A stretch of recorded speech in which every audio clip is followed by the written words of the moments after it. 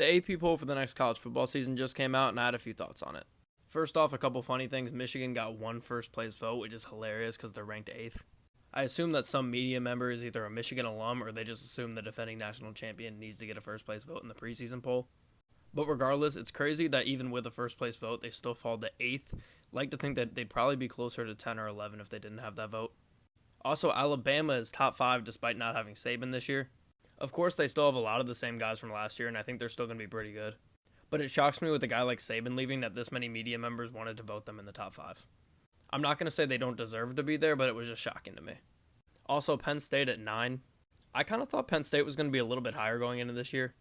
I know there's a lot of people that are high on Drew Aller, but with all the people high on Drew Aller are the people who don't think he's good at all.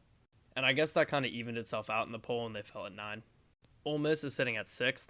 I think Ole Miss is going to be really, really good next year. And I know a lot of media members think that as well.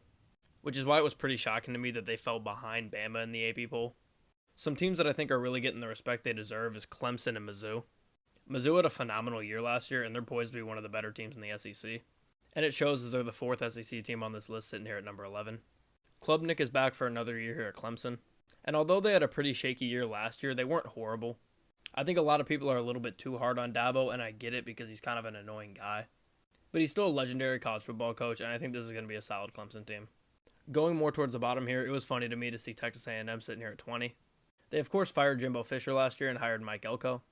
And it seems like the AP voters have really learned their lesson not putting Texas A&M way too high.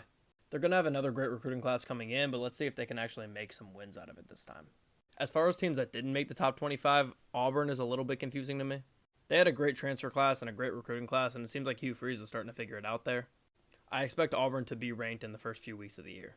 Also, I'm a little biased, but Kentucky I also think is going to eventually be ranked. Looks like Brock Vandagriff and Barryon Brown are going to be dominant as they looked really, really good in training camp so far. So I wouldn't be shocked to see them come up too. Overall, I don't have that many problems with this list. Like I said, I think teams like Michigan are ranked a little bit too high, but it's a preseason poll and you can't put that much weight into it. By week 2, this is going to look completely different.